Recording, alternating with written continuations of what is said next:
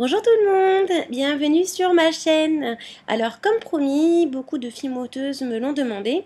Je vais faire un petit tuto aujourd'hui pour expliquer comment réaliser ces petits cookies en pâte fimo.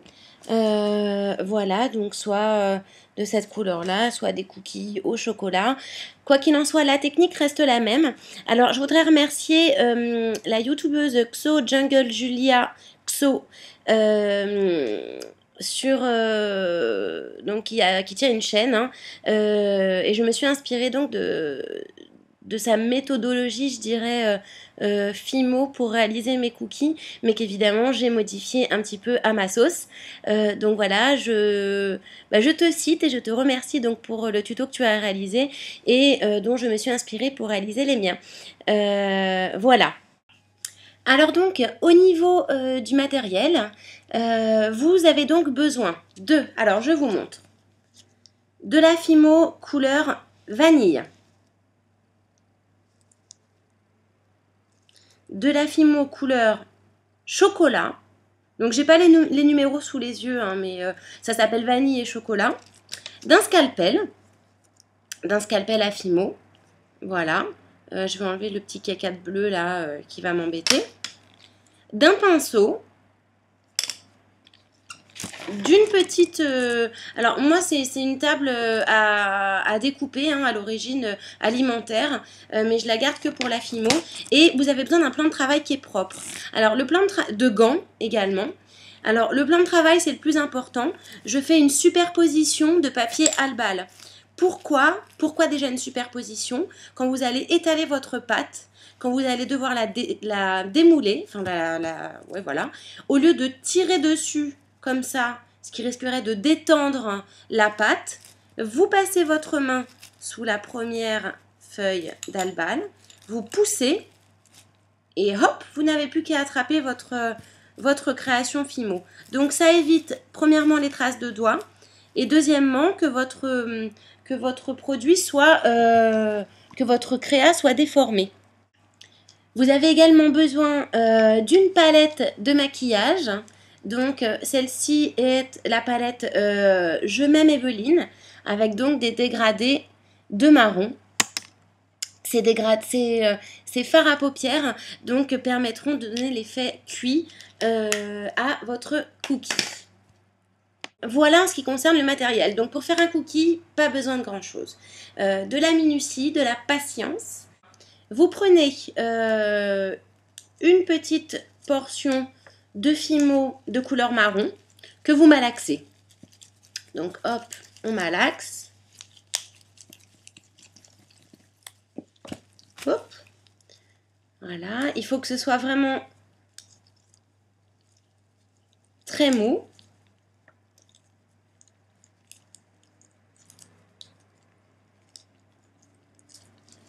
Et donc vous allez former un boudin comme ceci, que vous allez agrandir, et ce boudin représentera la grosseur des pépites de chocolat que vous souhaitez intégrer à votre cookie. Donc si vous faites un petit cookie, faites une bande ronde, donc très fine. Si vous voulez faire une grosse bague, évidemment, faites une bande un petit peu plus grosse.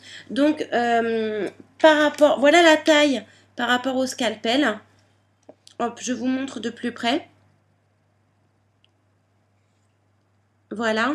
Alors, la bande doit être relativement grande. Voilà la première étape. Ensuite, vous allez allumer votre four à 130 degrés. Vous allez poser ce petit boudin sur du papier alu et vous allez le faire cuire exactement entre 2 et 3 minutes au four et immédiatement, vous le sortez. Alors, mon petit boudin est cuit.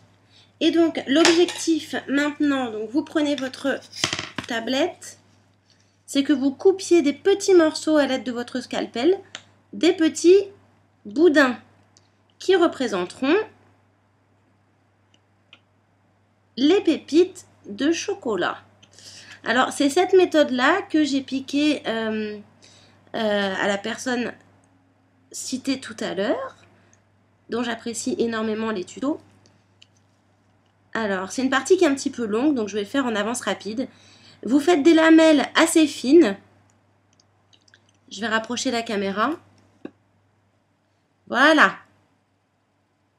Donc les lamelles sont toutes petites par rapport à la taille de mon scalpel. Et donc, vous continuez comme ça.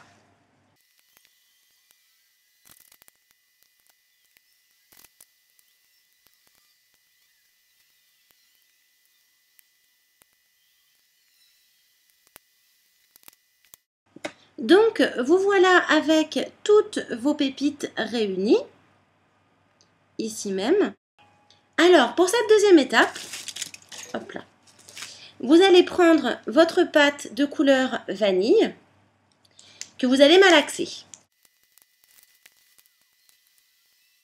Donc, une fois que votre pâte vanille est bien malaxée et bien molle, vous l'avez bien chauffée, vous allez la rouler, hop là, et vous allez faire ça. Bon, essayez qu'il n'y ait pas de trou. On s'en fiche un petit peu de la forme.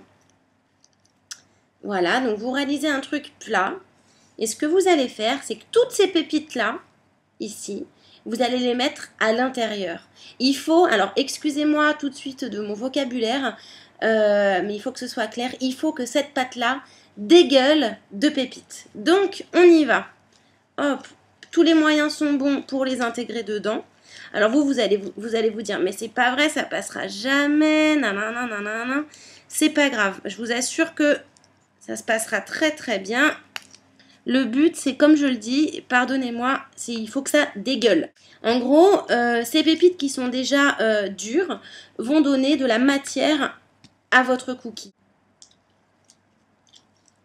Hop, vous malaxez.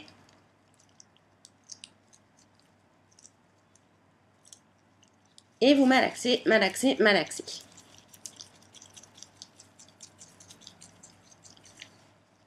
Alors, l'étape suivante, ça va être de faire craqueler votre pâte de cette manière. Afin de faire, on voit mal et ça m'ennuie. Alors, ça va être de faire craqueler votre pâte. Voilà.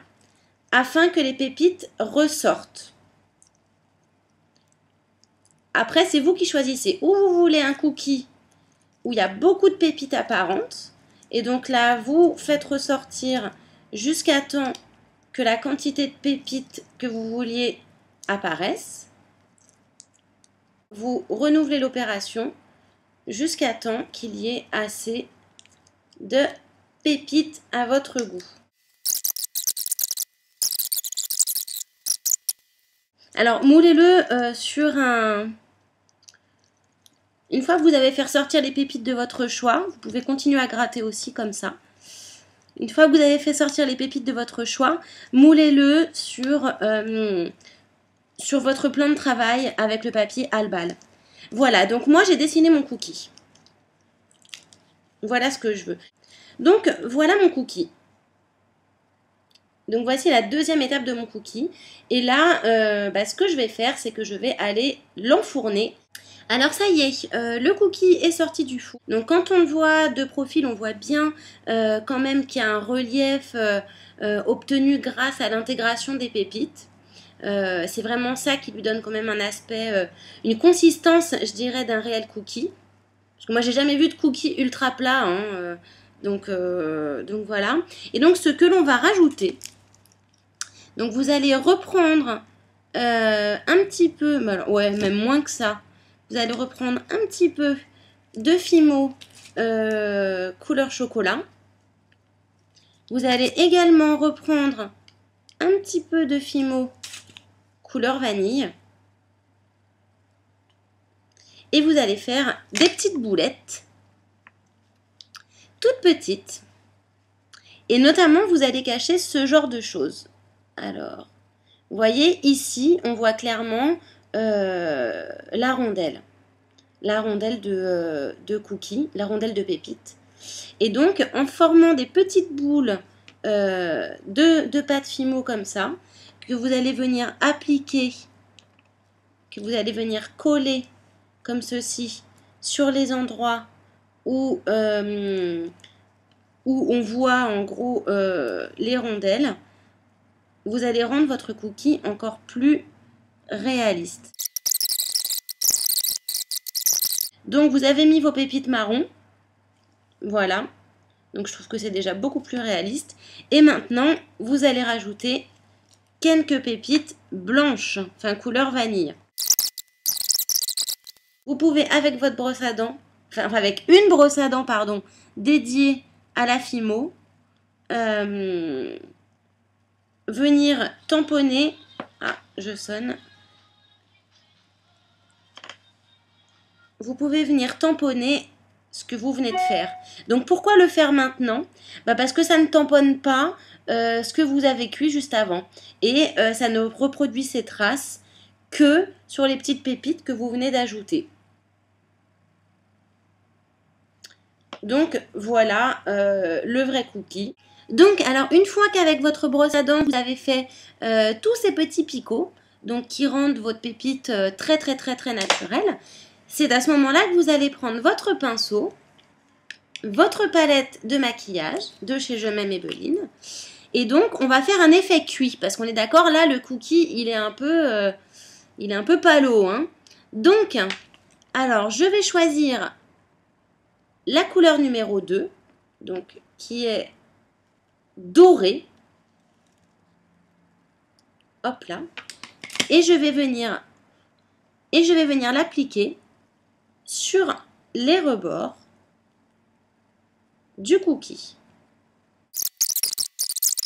Ça suffira amplement pour faire un petit effet doré au cookie.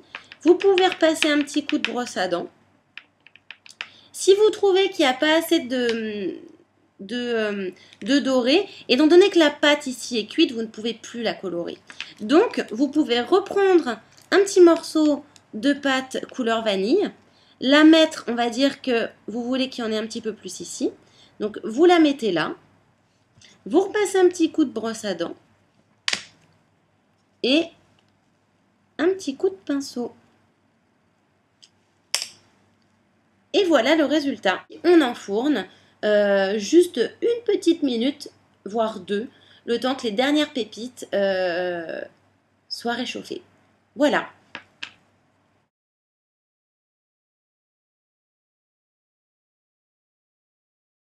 Je vous fais de gros bisous. J'espère que ce tuto va vous servir. J'aimerais avoir votre avis. Si vous utilisez ma technique, n'hésitez pas à faire une petite vidéo ou à prendre une petite photo et donc à me l'envoyer ou par Facebook pour les photos. Et si vous faites une vidéo, faites une vidéo réponse donc, à ce tuto. Je vous fais de gros bisous. Bisous les filles et les garçons.